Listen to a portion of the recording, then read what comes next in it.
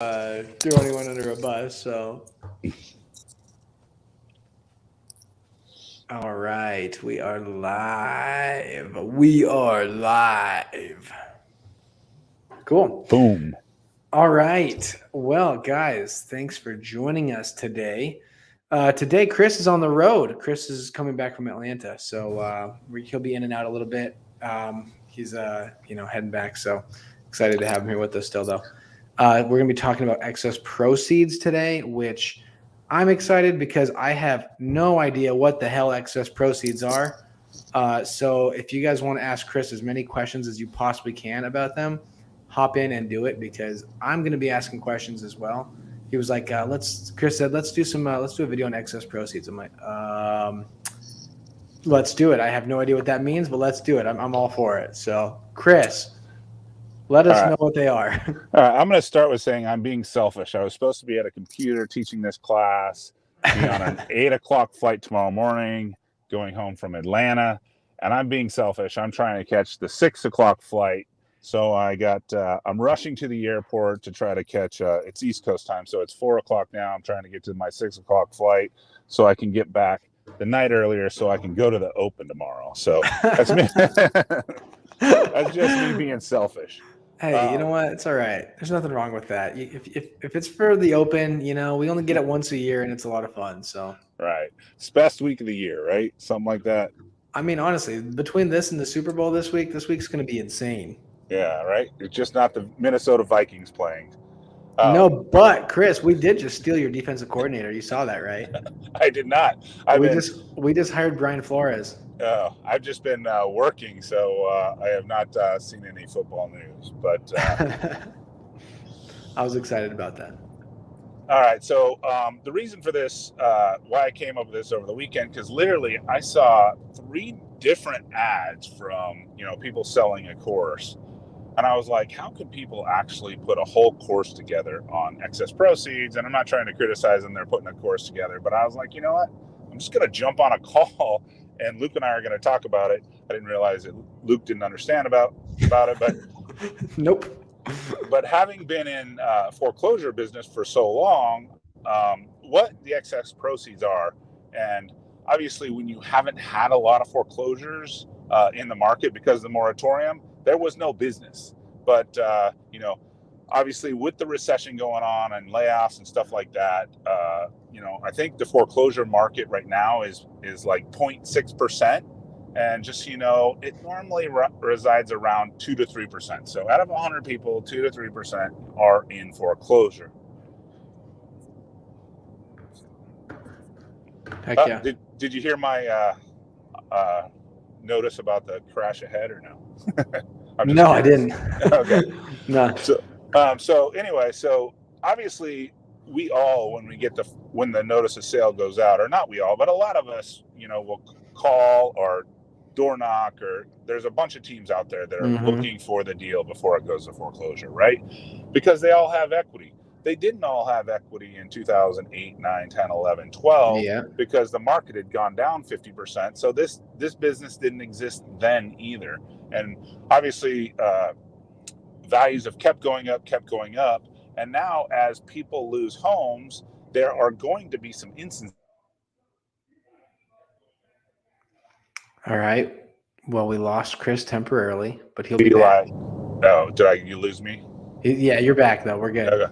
Okay. So there are going to be instances where houses actually go to the foreclosure sale. Death, maybe they don't have any heirs, divorce, obviously maybe they hate each other and they don't want to talk to each other. Right.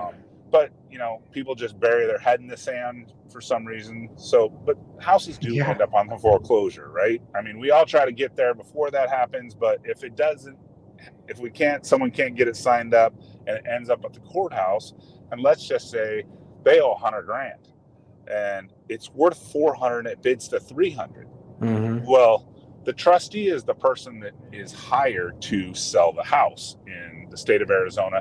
And this could be, if it's a judicial foreclosure in your judicial states, we're a trustee state. So in a trustee state, they get hired to sell the house. Now, they're only owe the bank $100,000. And right. it bids to 300 grand. Well, that money just doesn't go away. So what happens is the trustee collects the money from the third party bidder and they send the money to the bank that started the foreclosure process. Well, now they have this excess money. 200 grand. Yeah. And now they sit around for about 6 months and wait for any lien holder to say, hey, he owed me money to maybe a judgment or something like that. Or if there was a pool loan for, 20 grand or, whatever. Right. But the trustee says, hey, and they send anybody a notice of the trustee sale that has a lien on the property. But if no one has a lien, they still kind of wait around to see if anybody wants to try to collect against the 200 grand. Well, obviously the law firm that sells the house or foreclosure service that sells the house can't just keep the money. So what they do is they send it to the state. In Arizona, they send it to the state. Some places they send it to the county. That's crazy. So really quick, I would have thought that some of that would have gone, that none of that goes back to the seller at all. So the thing is, the seller has to sue the state to get the money. And that's where the excess proceeds business comes into effect. So I'm going to give, now this is going to vary from state to state. So you got to look up your state laws. I know the state laws in Arizona, so I'm just going to give you what Arizona says. So Arizona used to have, like, you could go knock on the door and tell me if you think this is a good sale, Luke. Okay. Hi, Mr. and Mrs. Smith. You have $200,000 coming. I can help you get it. Would you like to talk to me about it? Oh, wait a sec. You mean from the sale of my house that I lost? Absolutely. That's my money, and I want it now. Exactly. So when I first started a foreclosure or excess proceeds business back in the day, we would send somebody out the day of the foreclosure sale. Hey, Mr. and Mrs. Smith, guess what? You have 200 grand. If you sign this contract right now, I'll cover all the attorney's costs and get you the money. And all you got to do is sign it right now. I'll take care of it all. And in 6 months from now, because that's about how long it takes, wow, you're going to get your $160,000. What do you think about that? Well, The state of Arizona thought that was a little greedy of us to be doing it that way. So what they have done is they've capped the amount that you can charge to $3,000 plus attorney's fees. So you got to hire an attorney to sue the state. Let's just say, and it's like an eviction. It's just a pretty formal process. It's not, they don't have to do anything crazy. They just say, hey, state of Arizona, you have this money. It belongs to these people over here. We are filing this to get them their money. So obviously the attorney's fees are the attorney's fees. You as an investor can charge $3,000. Now, Arizona has set that statute. I'm sure there's plenty of states out there that don't have that statute where you can go sign up. And this is going to vary from state to state and maybe from county to county, where you can still run out to after the auction and go sign the people up the day of and get your 20%. And then that's how you get a $40,000 check for, giving them a phone call that says, hey, you got 200 grand coming. They're obviously going to listen to. So there is another way to get big commission checks. And that's what the ads say that I saw this weekend. We're like, how do you earn big commission checks getting money after the foreclosure sale? Well, you can only charge $3,000, but you still have a right, just like you have a right in anything in this state, to buy their basically option on the money. So if you want to interesting. So if you want to buy their claim for their $200,000, you might be able to buy their claim for like, hey, I'll give you $120 now for your 200 in 6 months. So that's kind of how you can do it now and get the big checks. Obviously, if you have cash and you like to invest and get big returns on your money, if you're giving them $120 now and getting 200 6 months down the road, you're creating obviously like a 75% return in 6 months. So it's like what, 150% return? Oh yeah. Now is that something, Chris, that you would lend on? No, because it's just personal money. It's just, you can't, if you decide. It's not backed by a property. Yeah, it's not backed by anything. It's basically kind of like credit card money. So if you were to lend on it, you'd want to lend on it on, 30% or something crazy like that. Yeah, exactly. But this is definitely a way to, and that's obviously an extreme example. $200,000 is a lot. Let's just say they owe $100,000 and it bids to $150,000. Now they're owed $50,000. Now you can go out and say, hey, I'll give you $25,000 for your $50,000 claim on this money. Yeah. And then, you doubled your money. But I mean, people that just lost their house in foreclosure, they don't have a place to go generally. They're going to rent an apartment or, whatever their situation is. And they probably want the cash now. So that's a different way. Now, that's in the state of Arizona. I'm sure there are states out there where you can still go run out there and sign your contract and, request 10, 20, 30% of the claim based on because it's there. Right. Wow. So that's crazy. So what that kind of reminds me of, what is it called when people do that with like, I'm trying to remember the name of it. When people are owed money, obviously, say it was from an accident or whatever, and they decide to get it over a certain amount of years, right? Say they do it over 10 years and they're doing whatever, $10,000 a month over 10 years or 5 years or whatever it is. And then you can call them and say, hey, we want to take your amount that you're going to be getting over the next 10 years, but we'll give you just a lump sum right now for all of it. Yeah. I mean, law firms do that all the time. What are those called? I'm not exactly sure the right time frame, but I have a buddy that basically buys claims that law firms have, and then and he charges like 30 or 35% or something crazy like that. But right. I just wanted to, like, I saw, like, man, somebody will come up with a class about something, but I just wanted to be like, what, this isn't really that hard. It's just about finding out who goes to foreclosure, finding out what the opening bid or what the debt is on the property. Right. And then finding out what the final bid was at the foreclosure sale. And then being their favorite call. Now, once again, just like any business in the state of Arizona, there's going to be multiple companies doing it. But you're going to make probably their favorite call in the world. Hey, you have $200,000 coming. It's way better than the call like, hey, I would like to buy your home. Yeah, no, for sure. Absolutely. Well, that's the thing though, is that I think, like you said, so many people don't understand that, like, that they're in denial. They don't understand that they truly actually are going to lose their home. And that's when it is so mind boggling when they have so much equity. And so obviously when you watch these people that truly don't believe they're going to lose their house, and it actually can be a difficult conversation because we've had many of these conversations before as well. It's tough when you're talking to someone and you're explaining to them that they're going to lose their house, and they're like, no, I'm not. And it's like, no, it's literally, you have an auction date for your house. Like you're going to lose it. And so you have equity. Like, you can see, you can ask them, what do you owe on this company? Oh, we owe on this company, on this property. And maybe they say exactly like you're saying, they owe $100,000. And it's like, well, I can get you, and again, maybe it's not as attractive as after, because maybe the amount's going to be a lot lower. But still, it's like, do you want to have a foreclosure on your record, or do you want to maybe sell this property before, take care of all the fees, and maybe you're going to end up selling it for for $150,000, right? And it's like, you can make just a quick $50,000. Yeah, you're going to lose your house, but guess what? You're going to lose your house in 3 weeks anyway, and then you're going to get your foreclosure, and then you might not receive any money on it. So it's you can see why those lists are, the pre-foreclosure lists are hit so hard. It's because, annuities. Exactly. Thank you, Bill. Annuities is that's the word I was looking for. That's what those are called.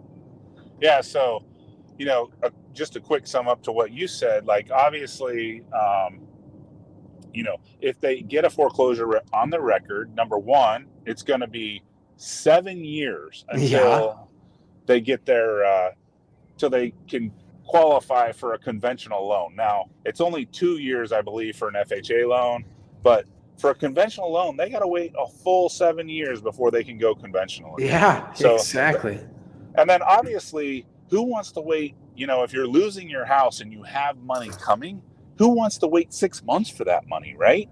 Like, you might as well, take Luke's offer right now and get your money and close it before the foreclosure sale. Because if you end up with a couple lates on your credit, you could still probably have a 700 credit score in the next 6 to 9 months. You know, you start paying your bills on time and all that kind of stuff. Yep, absolutely. So, but that's why the foreclosure lists are so hard.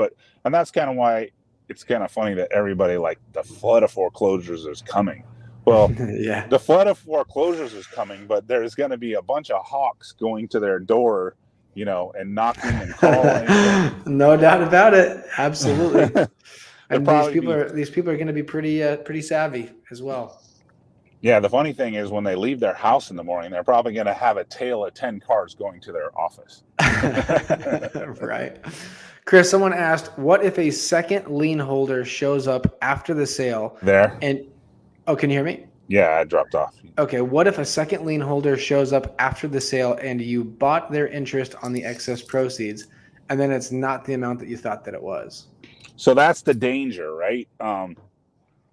You know, if there is a second lien holder and he doesn't record the lien, because Arizona is not a non-recordation state, so he doesn't necessarily have to. He's dumb if he doesn't, but he doesn't necessarily have to. So let's just say the house does go into foreclosure and there is a second lien, and they contact the trustee and say, hey, I'm due this money, here's my lien. That would be, you know, your downturn if that were to happen for sure. So yeah, that would suck. Come out with a bunch of cash and then you expect to get a certain amount and it ends up being, I mean, you could probably even, I mean, if there was you could potentially lose money. Yeah. But generally you got to remember that money for a 6-month time frame. So we're losing it, Chris. 6 months and then, oh, sorry. You there? Yeah, you're cutting in and out quite a bit. That's all right. Oh, you're good. Yeah, you were just cutting in and out a bunch. Yeah, sorry. So yeah, that is definitely a risk. We used to, so in our process before, we would take the 20%. Obviously, that's the risk-free. Before they changed the law and made it $3,000. We would still buy, because generally you can buy them at 50 cents on the dollar, and we would take the risk. And you know, I think on 1 or 2 of them, we might have broke even or lost money, but generally, it was, you know, a great return on investment. Yeah. Wow, that's crazy. Do you have any stories of like what your best one was or your worst one? You know, I think our worst one was something like that. A claim came up that didn't get recorded, whoever mentioned that. But I mean, our best ones, we would make, you know, when it was 2005 and 6 and 7, we were doing this continuously, and you'd come back. We had a guy that would just go out to the houses. His name's Craig. We wouldn't even call because skip tracing and all that wasn't near as cool as it is now. We just literally. Yeah. So our company owned a foreclosure business, so we were driving the houses every day. So we knew which houses were vacant, which houses were occupied. So the occupied houses, as soon as the house went to auction, we were texting our excess proceeds guy like, hey, this one just sold. We knew what the title was because we ran a title report because we're a foreclosure company.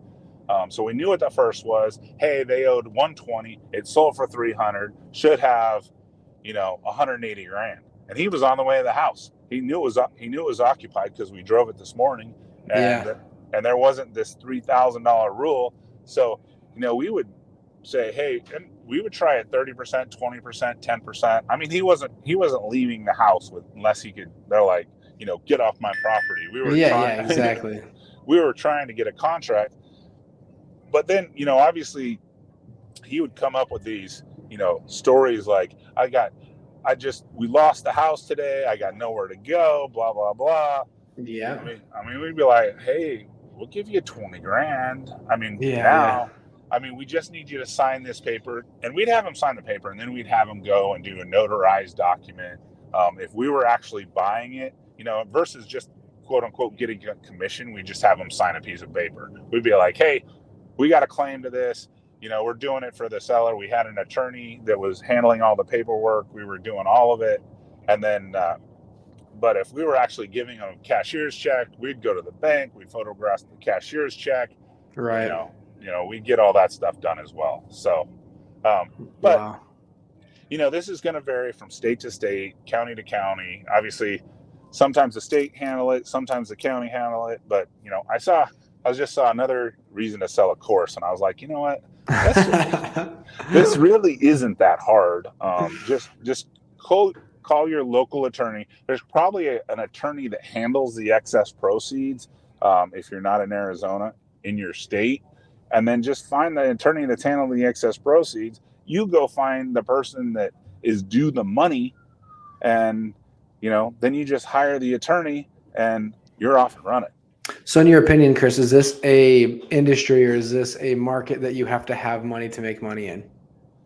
No, I mean, like I said, if you're in one of those states where they'll still take the assignment fee, like it's almost like an assignment fee, like, hey, I'm getting paid 20% of the proceeds to handle this for Mr. and Mrs. Smith. For the states that still have that out there, it's not going to take any money. You just go out, you just find the people. And on the vacant houses, if you can track down the vacant house people, because they're moved out, right? They're gone. They took off 2 months ago, 3 months ago. You just got to figure out where they went. We had a private eye on staff, so we'd be like, hey, here's their name, blah blah. He would go track them because he'd get their social security number. He'd find out their credit cards. He'd find out where they were living, and boom, we just call them on the phone. Hey, you got $100,000 coming. Can we, Yeah.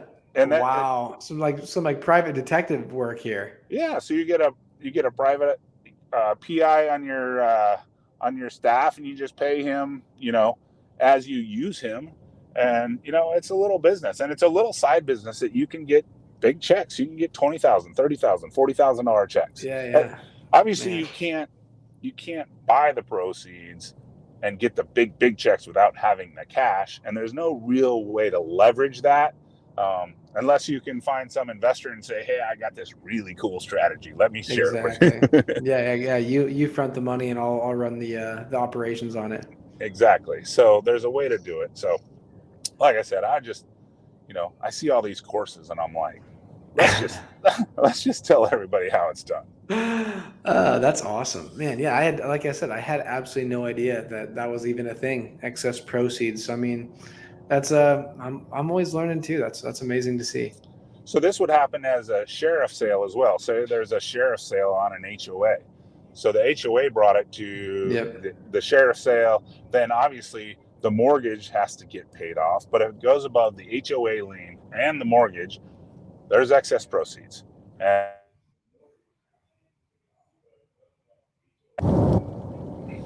sorry, every time a phone call comes in, it like stops me for a while. Oh, you're good. No worries.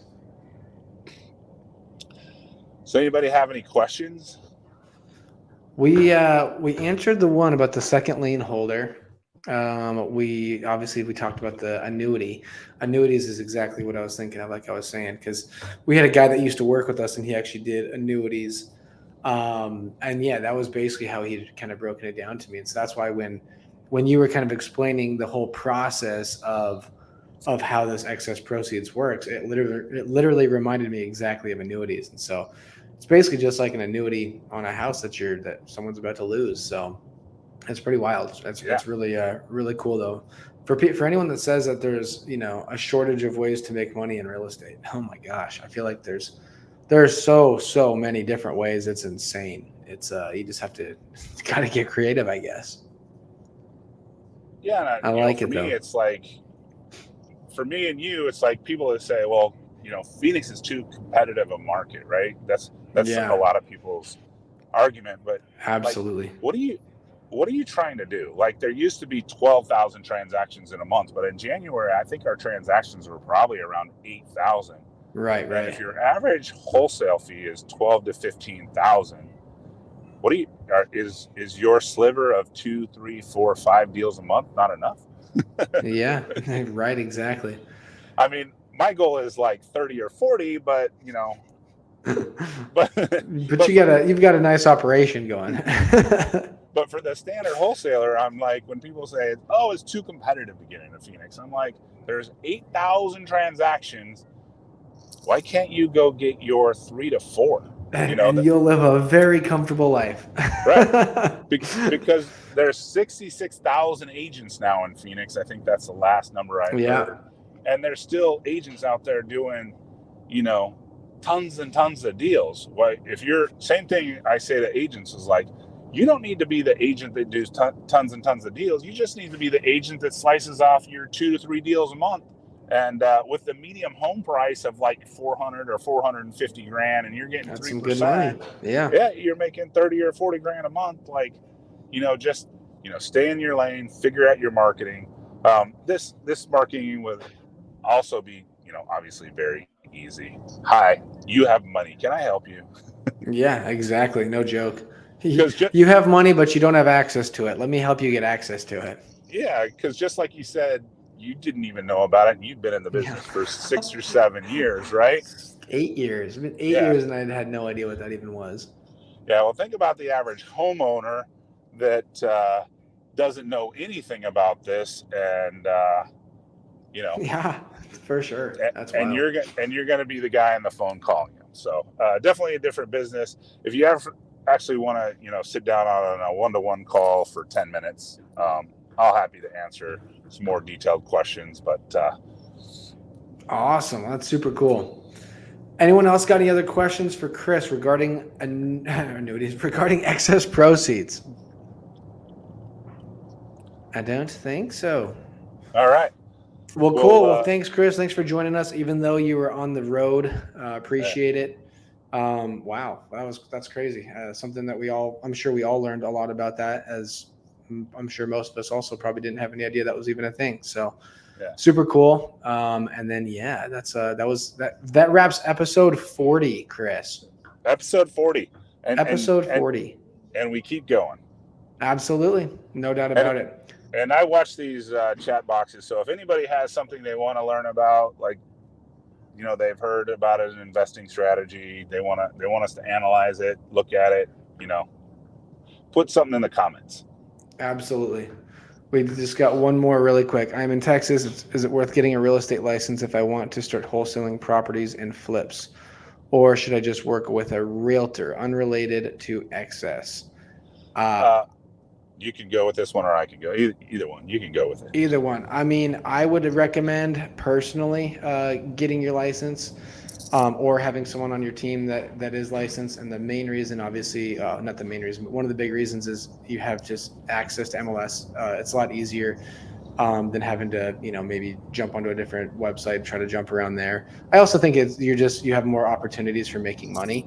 So, I mean, if you're, again, if you are doing traditional, real estate, but then you can also throw in wholesaling, I think it's a really good combination, especially when you're first getting started. One thing you do have to worry about a little bit when you're doing both is obviously you do have what's called like fiduciary duties, to basically make the smartest decision for your client. And so it can get a little bit hairy if you are, say, representing, a client, and if you were to, work something out where you were making them an offer on it. So, yeah, and my thing on that is like, hey, you got a lead, it's coming in, you're at the door, you're talking to them, they don't want your wholesale price. Yeah. The last thing you want to do is like, hey, let me let this lead go and refer it out to somebody else and get a small section of the deal if I get a referral fee. Or if you're not even licensed, technically you can't even get a referral fee. Versus, hey, I got my license. Okay, you don't want to use my wholesale offer. How about my creative finance offer, my Novation offer, or my listing offer? Yep, exactly. It's just, you just have more options. You can be more of an asset to that seller on a regular basis if you do have your license as well. So. Yeah, so that's my thought. Is just like, it's just one of the little tools in the tool chest that you got to whip out if you because not every deal is a hoarder house. Yeah, and not every deal is just a quick 20K wholesale either. So you're definitely gonna have many scenarios come up while being in real estate where you're gonna be able to go different routes and kind of look at it with different exit strategies. So. and I saw some guy analyzing Zillow last night, and he's like, well, when Zillow offers went to the table, they got 30 calls, and out of those 30 calls, one of them took the Zillow offer. But what did they get out of that? They got 29 listing opportunities. Yeah, absolutely. Right? So no doubt about it. That's why Zillow offer did the Zillow offer. They got, okay, what will you give me for my house, Zillow? And they would 1 out of 30 would get accepted, but now Zillow had 29 seller leads to list their house. Exactly. Give me a break. That's huge. That's huge. So, all right, I gotta head to the airport. Sounds good, Chris. Again, appreciate it. Thanks for hopping on with us, guys. That wraps episode 40, and we will be back next week. So let us know if you have any ideas of what you would like to hear about next week. See ya. Awesome. Thanks, guys.